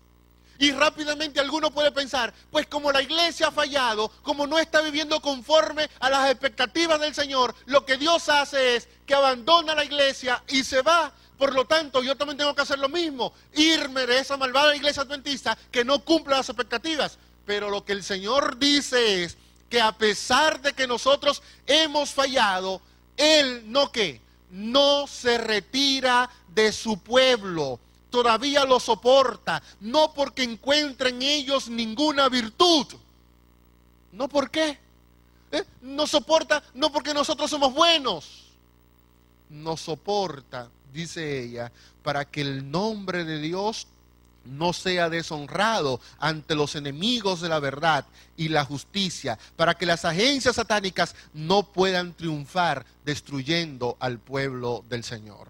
Aunque yo veo que las cosas aquí no andan bien, cuidadito con creer que el Señor se retiró, como dicen algunos, el Señor se retiró de la iglesia adventista, ahí está todo el mundo dañado, yo me voy fuera. No, el Señor no ha abandonado su pueblo, el Señor se mantiene luchando con nosotros, batallando con nosotros, buscando la manera de llevarnos a tener una mejor relación con Él, pero Él no nos abandona. ¿Por qué? Porque Dios se casó con este pueblo remanente. Dios no tiene otro pueblo que pueda hacer la obra, así que con este pueblo Dios solamente tiene una opción: o hace la obra o hace la obra. Dios no va a llamar a otro grupo.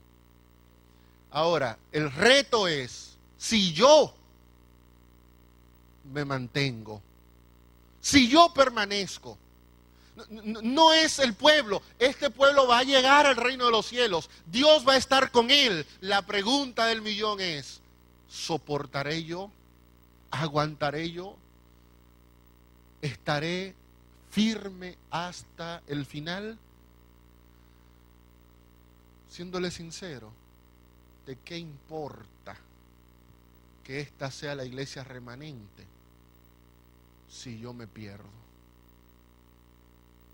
¿Importa? Es que la iglesia adventista es la iglesia verdadera y se va para el reino de los cielos, y si yo no me voy, ¿de qué vale que la iglesia se vaya y yo me quedo? Entonces, a fin de cuentas, aquí lo que vale no es si todos nosotros somos la iglesia remanente, aquí lo que vale es si yo constituyo el resto que Dios ha colocado en esta tierra. Yo. Y ahí viene otra vez el asunto de la reflexión personal. En todo caso, bueno, yo nací después de 1798, supongo que usted también. Yo guardo los mandamientos de Dios, yo creo en el testimonio de Jesucristo, por lo tanto, la iglesia remanente comienza conmigo. ¿La iglesia remanente con quién comienza? Si alguien fracasó, ¿fue quién? ¿Quién fue el que fracasó? El otro. Si la iglesia remanente fracasó, el que fracasé fui yo. Si la iglesia remanente no llenó las expectativas, el que no llenó las expectativas fui yo. Si la iglesia remanente es infiel, es porque el infiel soy yo. Por lo tanto, en lugar de andar buscando, ¿y quién es el malo? ¿Y quién es el bueno? ¿Y quién es el fracaso bueno, Señor? Yo he fracasado. pues ayúdame a alcanzar la victoria en tu nombre. Señor, yo no he llenado las expectativas, pues aquí estoy. Cumple en mí tanto el querer como el hacer por tu buena voluntad. Señor, yo quiero que esa obra especial que tú vas a hacer en este mundo, tú comiences conmigo y que a mí tú puedas utilizarme como un instrumento para llevar luz y salvación a la humanidad. Cuando todos de manera individual entendamos que la iglesia remanente se resume a ti, se resume a tu familia, y que aquí el grupo simple y llanamente lo que hacemos es sumar ese remanente que somos todos de manera individual, que es nuestra familia, yo creo que la historia de la iglesia será otra y el triunfo estará garantizado, y ya el Señor vendrá a esta tierra a buscar a su pueblo y llevarlo al reino de los cielos. ¿No es eso lo que queremos? Que Dios nos bendiga, mis queridos hermanos, y que Dios nos ayude a creer en Él y creer en sus profetas para que seamos prosperados.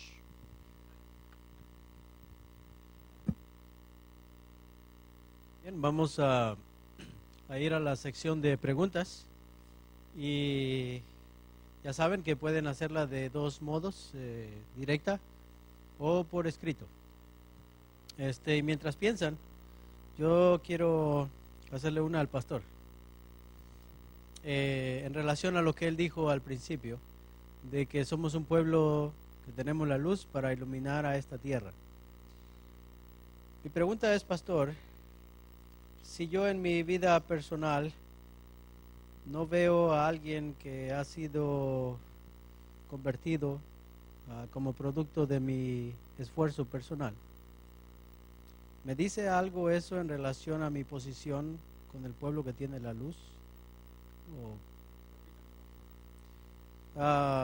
Ok, en otras palabras, ¿puedo yo tener la seguridad de ser salvo si mi vida no ha convertido a nadie? Ya, recuerden que todo verdadero misionero, todo verdadero cristiano nace en el reino de Dios como ¿qué? Como un misionero. Cuando la mujer samaritana aceptó al Señor Jesucristo, lo primero que hizo fue salir a proclamar el mensaje. Cuando los primeros discípulos allí se encontraron con Cristo, Andrés, lo primero que hizo fue buscar a Pedro a Natanael. O sea, tan pronto una persona acepta y recibe el gozo de la salvación, tiene que salir y compartir ese gozo. Así que, si usted está compartiendo ese mensaje con otros, entonces usted ya está en buen camino. Número 2, porque quizás eso puede preocuparle a algunos. Pastor, pero yo no recuerdo que alguien se haya ganado por mi trabajo, por mi esfuerzo directo. Yo he dado estudios bíblicos, pero la gente no ha aceptado el evangelio. Recuerden, hermanos, que Jesús definió la conversión como la obra del viento. Pues eso es lo que Cristo le dijo a Nicodemo, ¿verdad?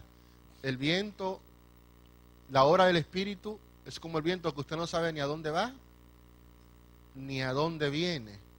Pablo dice que algunos sembraron y otros cosecharon. Entonces, de repente, ay, la estrella es mía porque yo fui que la coseché. No, la estrella no es tuya porque tú la cosechaste. La estrella también hubo uno que lo sembró. En ese momento no dio el fruto y tú ahora lo estás participando. ¿A quién Dios le va a poner la estrella? Pablo dice, no importa. Uno siembra y otros cosechan. Lo importante es que la gente que se convierta. Entonces, es probable que usted no haya tenido una experiencia de cosecha como la que usted cree que debe tener, pero que su mensaje al ser sembrado ya dio fruto y usted ni siquiera cuenta se dio. O que simplemente va a llegar el momento cuando esa gavilla madure y usted pueda recogerlo. El punto aquí principal es que todos estemos involucrados en el proceso de la siembra, porque la cosecha depende de lo que sembramos. No te gloríes tanto de cosechar, sino de ¿qué? De sembrar, porque nuestra obra está en sembrar.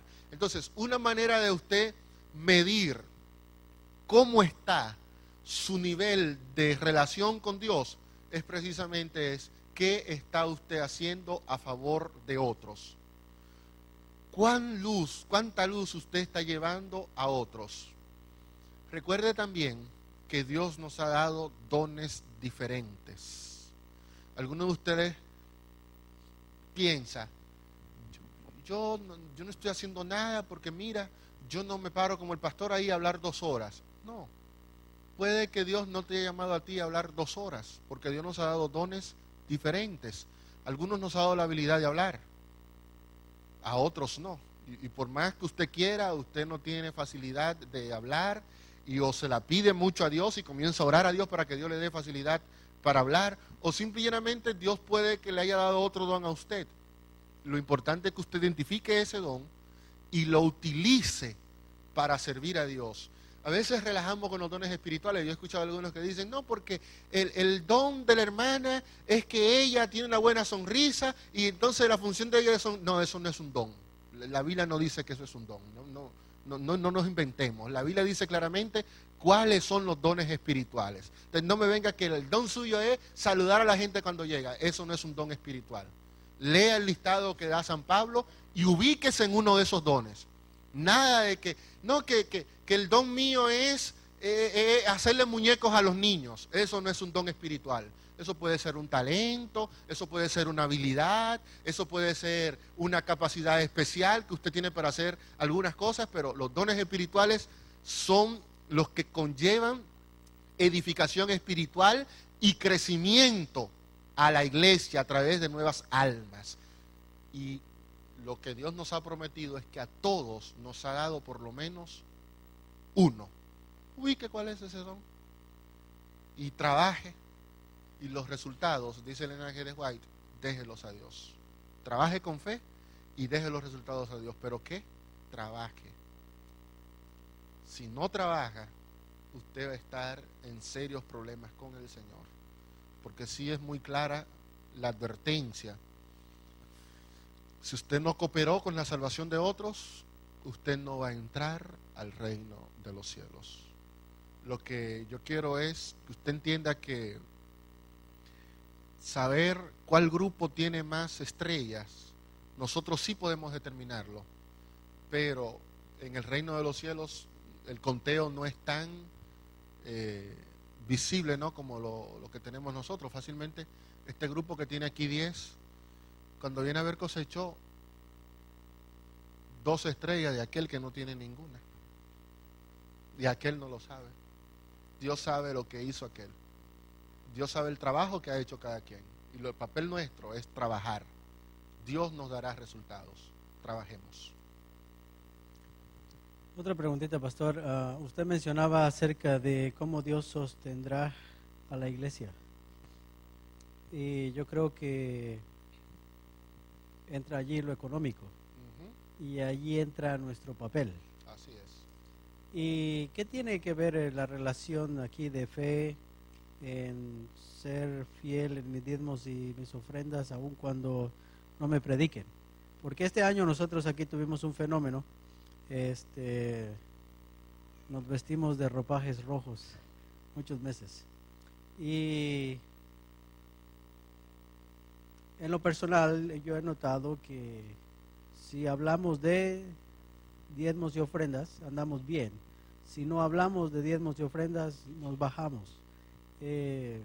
Para algunos es penoso que lo hablemos, pero ¿cómo eso podría ser algo parte de nuestra vida sin que alguien nos diga?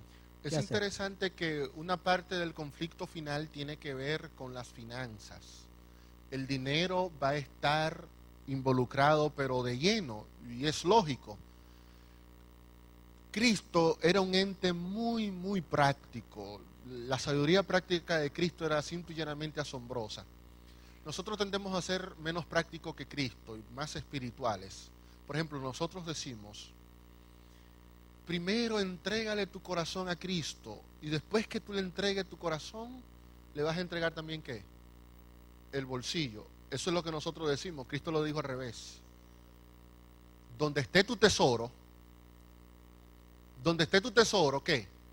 Nada de que donde está el corazón y ahí va el dinero. No, no, no, Cristo lo puso al revés. Si el dinero tuyo está en el cielo, tu tesoro va a estar ¿dónde? Va a estar en el cielo. Por eso gran parte del conflicto es financiero. Gran parte de la estrategia de Satanás es quitarle a la gente el dinero, absorber la mentalidad de la gente con el dinero, porque Satanás sabe que donde esté el dinero de la gente también va a estar ¿qué? También va a estar su corazón. Por eso Cristo dice, pon tu tesoro ¿dónde? Pon tu tesoro en el reino de los cielos. Y el reino de los cielos no es un lugar que existe por allá en tercera dimensión. El reino de los cielos es la obra que lleva a cabo la iglesia aquí en la tierra. Es interesante que nosotros tenemos que reclamar y ver el cumplimiento de una promesa que Dios hace en el libro de Malaquías. Dios dice, primero Dios acusa al pueblo de haberles robado. Y el pueblo rápidamente dice, ¿y en qué te hemos robado? Entonces Dios le dijo, malditos sois con maldición toda la nación, porque toda me habéis robado. Y Dios dice en el versículo 8, me habéis robado en vuestros diezmos. Esa palabrita, ¿cuál es la otra? Ofrenda, porque muchos de nosotros no tenemos problema con diezmo. Muchos de nosotros decimos el diezmo es de Dios y estamos convencidos de eso. Nuestro problema es con ¿qué? Nuestro problema es con la ofrenda. Y Dios dice, no, espérate. Es que ustedes me han robado. Y me roban no solamente lo que es mío. Me roban también la ofrenda. Traed todos los diezmos al alfolí para que haya alimento en mi casa y probadme ahora en esto. Alguien dijo que en realidad la iglesia tiene dinero. El problema es que el dinero de la iglesia está en los bolsillos de nosotros. Y ahí es donde la situación se pone difícil, porque sacarlo del bolsillo de nosotros es bastante difícil. Pero recuerde, hermanos, que cuando usted entrega el diezmo, usted no está dando. Usted está devolviendo lo que no es suyo. El pastor me trajo a mí aquí. El pastor no puede decirme a mí que mire que yo le estoy haciendo un favor y le estoy pagando el pasaje. No, él le toca, ¿qué? Pagarme el pasaje, el ticket de avión. No es un regalo que me está haciendo. Entonces, cuando nosotros le estamos dando el diezmo a Dios, no crea que le estoy haciendo un favor a Dios. No, usted le está pagando el pasaje a Dios.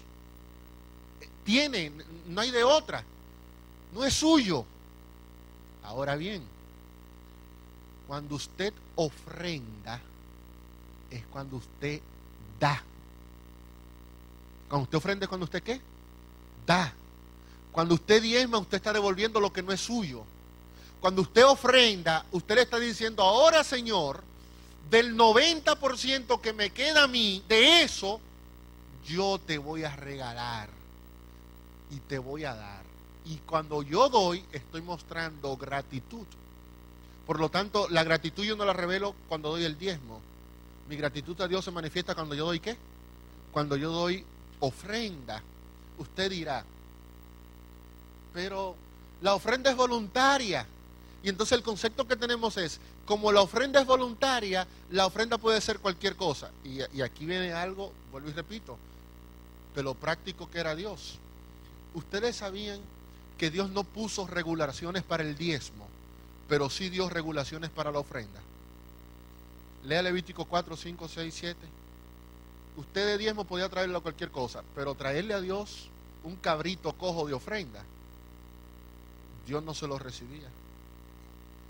Traerle a Dios un cordero ciego, Dios no se lo recibía. Y no crea que yo estoy inventando, lea la Biblia. Dios no recibía ofrenda con defectos. O sea que Dios es más exigente con lo que usted le va a dar que con lo que a él le toca. El diezmo, si usted tenía 10 ovejas y la que estaba coja y había una coja, esa usted podía darla de diezmo, pero de ofrenda no.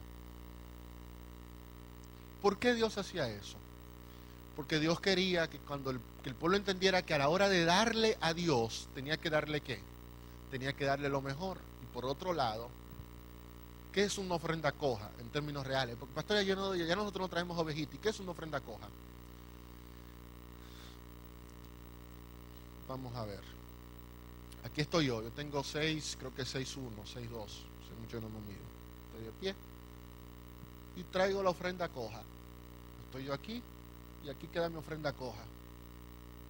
¿Más bajita o más alta? ¿Más bajita o más alta? Más baja. Es coja, queda por debajo de mí. ¿Qué le estoy queriendo decir? Usted me está entendiendo, ¿verdad? Traer una miseria de ofrenda es una ofrenda coja. Traer una miseria de ofrenda es ¿qué? Es una ofrenda coja.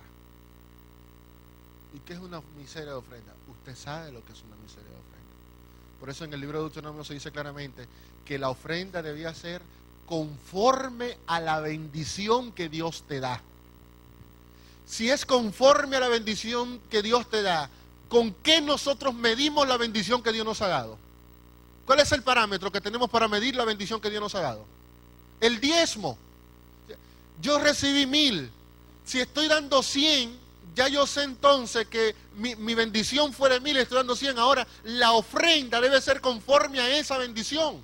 Entonces, la ofrenda debe parecerse ¿a qué? Debe parecerse al diezmo. Noten, yo estoy tratando de evitar decirle que usted tiene que dar un segundo diezmo o que tiene que dar un 15% de ofrenda. No voy a entrar a ese detalle. Analícelo usted ya de manera individual y personal. Lo que sí te estoy diciendo es que tu ofrenda tiene que ser conforme al diezmo según la Biblia y que tu ofrenda no puede ser defectuosa delante de Dios. Ya a partir de allí, tú con tu relación con Dios tomas una decisión. Yo sí te invito a que pruebes esa promesa de Cristo. Más bienaventurado es dar que recibir. Hermanos, a nadie nos sobra el dinero, a nadie, a ninguno. O sea, nadie está en condiciones de dar el diezmo y dar también ofrenda y creer, porque cuando yo sumo, pastor, lo que yo veo es que me falta dinero para completar el mes.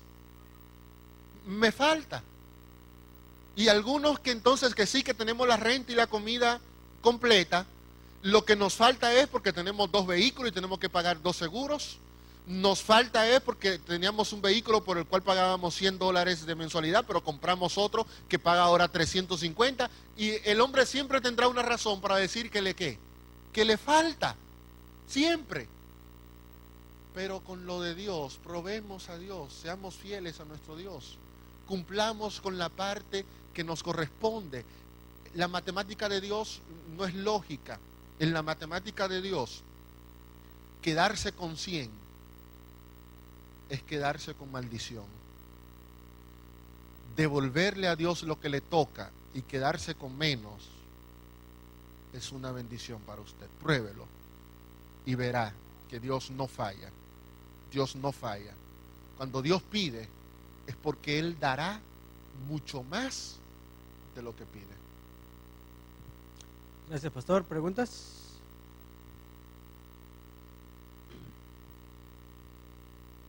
Todo claro.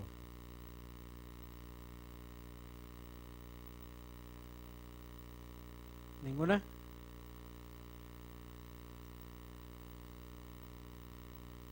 Bueno.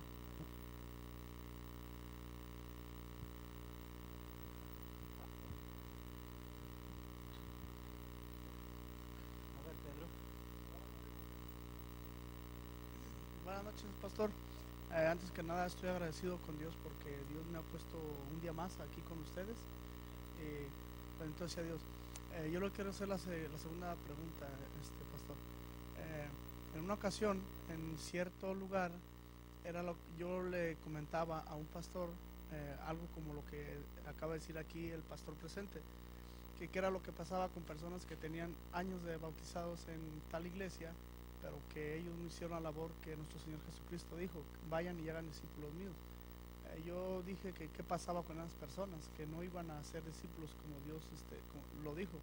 Y yo le dije, por ejemplo, yo un ejemplo, le digo, si yo me bautizo, si yo gano un alma para Dios, eso quiere decir que Dios va a decir que como Él se acaba de bautizar, Él ganó un alma, Él lo pongo de este lado del cielo. como ustedes llevan 15, 20 años y nunca se ganaron un alma, ¿qué va a pasar con ustedes? ¿Dios los va a poner en el mismo lugar que a mí o los va a separar? Y toda la gente, los que hice esa pregunta, por decirlo, de 15 o 20 personas, todos vamos a decirlo así, me acuchillaron horriblemente. El pastor nada más estaba callado escuchando al comentario que yo hice, porque le dije que la pregunta también era para él.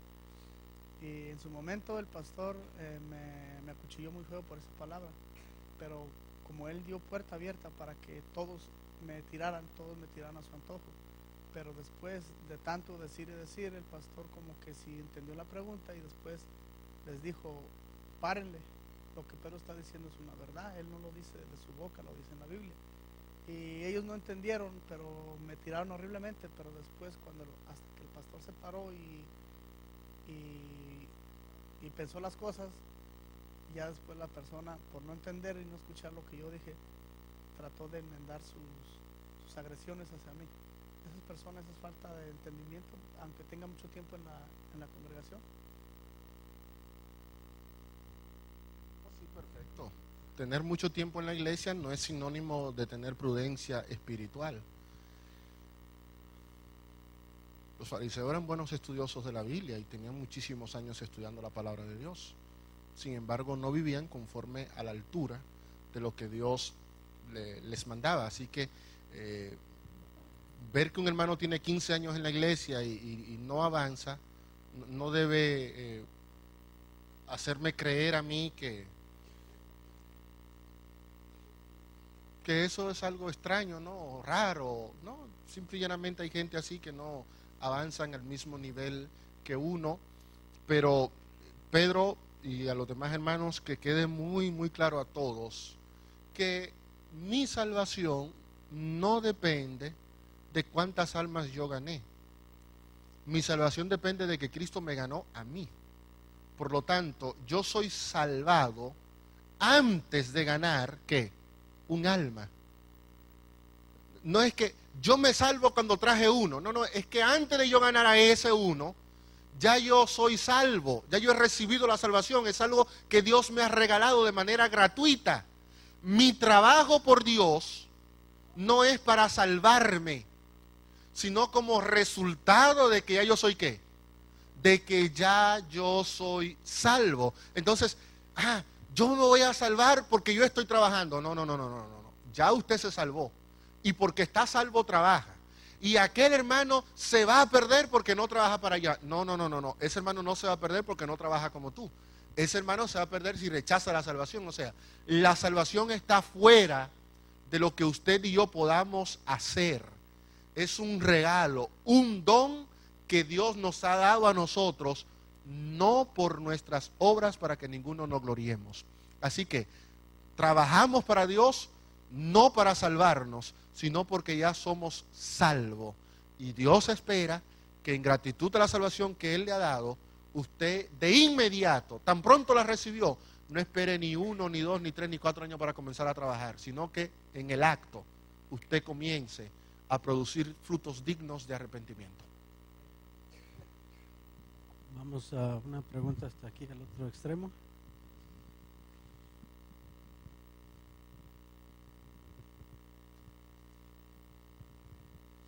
Pastor, yo tengo un interrogante acerca de Apocalipsis 17, 10 y 11. Si quiere, la dejamos para el viernes, porque el viernes voy a tratar Apocalipsis 17. Ok. ¿Alguien más? Yo creo que es todo, pastor, Pues perfecto. por el día de hoy. Vamos a tener una oración, hermanos. Vamos a arrodillarnos para concluir. Gracias, Señor, porque nos ha dado el privilegio de formar parte de la iglesia remanente. Gracias porque no merecemos este honor. Reconocemos que te hemos fallado. Reconocemos que no hemos llenado las expectativas. Reconocemos que nuestra vida no han estado al nivel de la estatura y de la plenitud de Cristo. Pero por tu amor y por tu misericordia, tú nos has elegido. Y en gratitud a esa elección que tú has hecho, nos arrodillamos frente a ti y te decimos porque queremos que tú nos cambies, queremos que nos transformes, queremos que de fracasados podamos ser gente victoriosa, queremos que de perdedores podamos ser gente que alcance la victoria sobre Satanás, sobre el enemigo. Queremos, oh Señor, que tu Espíritu Santo tome control absoluto de nuestras vidas. Ayúdanos, oh Señor, a ser dignos representantes de tu iglesia en esta tierra. En el nombre de Jesús te lo pedimos. Amén. Muy bien.